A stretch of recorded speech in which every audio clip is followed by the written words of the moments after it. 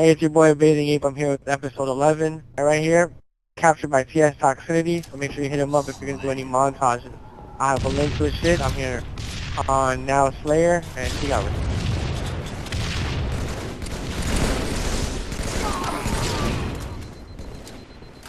I know my teammates are top mid, and there's 2 downs. I'm going to just push up, and I end up being the cleanup.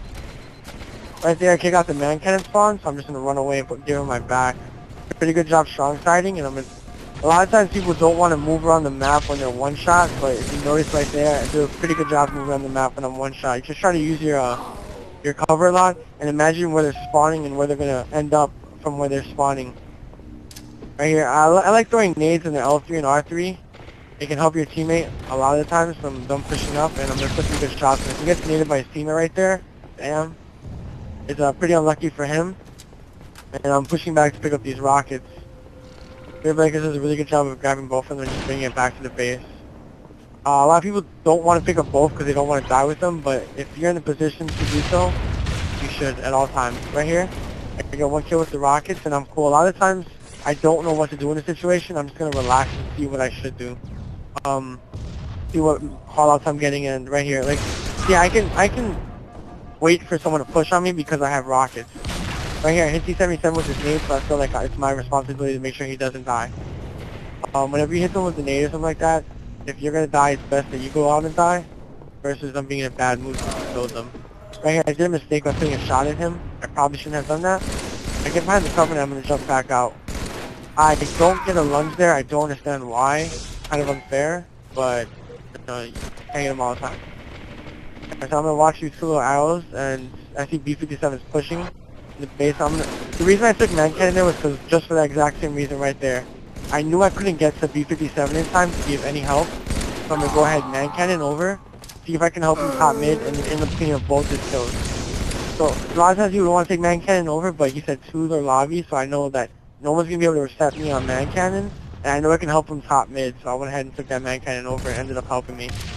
He actually ended up going power up, and I'm going to hit the nade and call him out.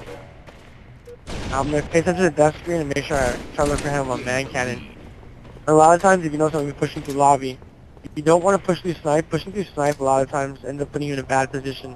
Because any guy top left, top right will always have the better positioning on you. Because he has cover, he can back off easier, and your cover is very limited. Because even if you go flag or man cannon, he's going to be able to nade you from top mid. So a lot of times, just remember that, people. I missed the last shot, kind of sucks, and I still raped him though. I know rocks are going to be up soon, so right now I'm just hovering. The reason I'm passing through like that is I want to see what, if they're coming L2 or R2, and I can call them out. 2 guys took man cannon, and I'm not worried about them now. See, a lot of times when people take man cannon, you want to actually ignore them. Control the power weapon or the power position first, and then worry about them. I was the second ugly rocket, I got a little nervous, but ended up getting both, well, one of the kills at least. But yeah, like I was saying, guy takes man cannon, you have a 3-on-4 position or a 2-on-3 position or whatever you want to call it, if you want to go ahead and play it smart.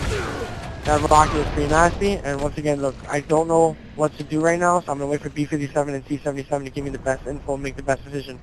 A lot of times people are not going to be expecting you to just stand still at man cannon, so they're going to go crazy and bonkers looking at you and see, look, I read him right there. I just sat there and waited for him. I mean, he ends up getting a pretty good nade on me, which kind of sucks. Alright, once again, I'm trying to, now see, I don't pay attention to my own advice, but that's for one reason. Sometimes speed kills. That's what they say in lacrosse, actually. Getting to help your teammate quicker is sometimes more important than you getting the better position.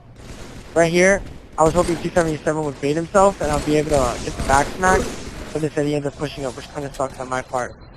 But yeah, like, sometimes you want to get to your teammate quicker and give up that cover or give up the positioning that you would have to get to your teammate to help the team shot, help him clean up his kill, which is so important in this game. You want to try to always clean up people's kills. So sometimes you want to give up that cover just to get in that position. Right there, I mean, I jumped out and challenged, T77 had died. Always want to throw these nades top mid, you can usually hit somebody, especially when they're pushing in groups. And make 2 guys one shot. Now you want to keep on throwing these nades, and you want to start throwing nades actually at their mohawk usually. None of my teammates I'm pretty sure I put a bunch of shots on all those guys, and my teammates both backed off, one pushed bottom mid. I should have read that though, and noticed that, and not have pushed there. Probably use my cover a little better and stood at R1.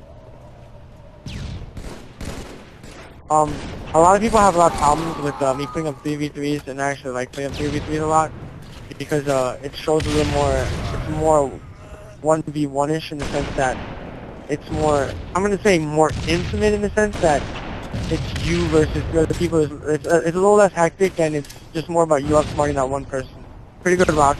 Pretty good nades being thrown there, and that makes him one shot. You see how T-77 cleans him up right there? He just timed the man cannon perfectly. That's a bloodshot. And I called out one guy one shot over Mohawk, and he's gonna go ahead and take the man cannon over, which really helps.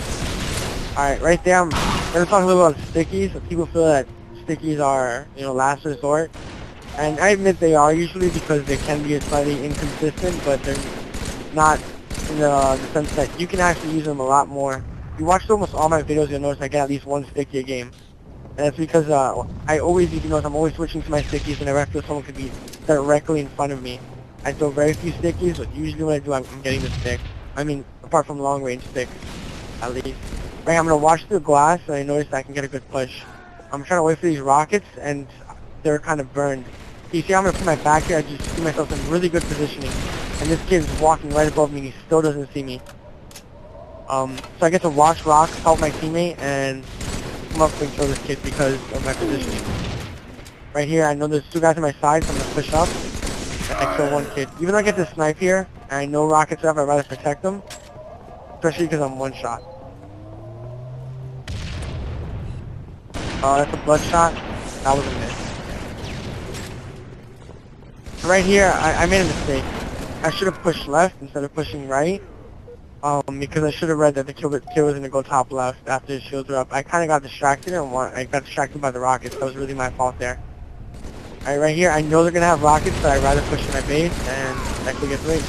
I'm going to try to keep his attention and throw these nades. I'm going to get these rockets, and I'm going to try to survive. Even if I die here, I'm happy dying because I put the rockets a little bit closer into my base, so it's not that big of a deal. That was a really nice rocket. Someone called him out, and I'm taking man cannon over. Just like I said, I noticed my teammates pushing top mid. I can't help him from man cannon side, so I'm gonna push over man cannon, be a little distraction. Those are very ugly shots, but I know there's a guy top mid, and if he comes snipe right now, my teammate's gonna call him out, and now he gets to push top mid. So I'm doing exactly what I want to do, which is distract them. I'm just looking around the base, trying to be sneaky. I don't see anyone coming for me, so I'm slightly confused. Put a couple shots in this guy, and my teammate dies top mid. If you notice, as soon as I notice my teammate died top mid, I fail. Because I had the battle won as long as I had someone top mid to put shots in his back. Once I see my teammate die, I don't have this battle won, and I have really bad positioning. I'm trying to give my teammates windows to push top mid. If you notice, every now and then they're getting just silly kills by themselves, because I have these two guys consistently looking for me. I don't know why none of them are pushing on me. But I'm cool with it as long as my teammates keep on getting kills. This is a solid shot right there, and I'm in a really bad position. I'm gonna try to run away and actually catch this kid pretty bad. A lot of times, just do, like I always say, doing something out of the book and not textbook right here in throw these nades will always get you the kill, or at least get you the escape, usually a lot of times.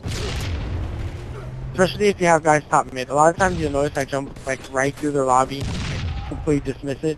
And it's usually because there's someone top mid saying there's no one in the lobby. I get stuck talking, that's a really good job on his part. I actually went +9 this game, and I had equivalent stats assists to my teammates. So it wasn't bad. Right here, long range VR.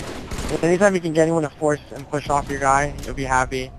Gives him a couple extra seconds, might give him a lucky nade.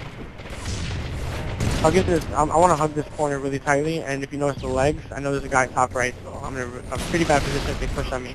Once I notice my teammate's in bad position, I'm going to push out. If you notice I don't walk forward there, because I thought he would throw the nade, he doesn't. I'm trying to put shots on everybody. Narrows, there's such limited cover, and it's just such a straightforward map. It's a lot more feature than you see on a lot of regular maps.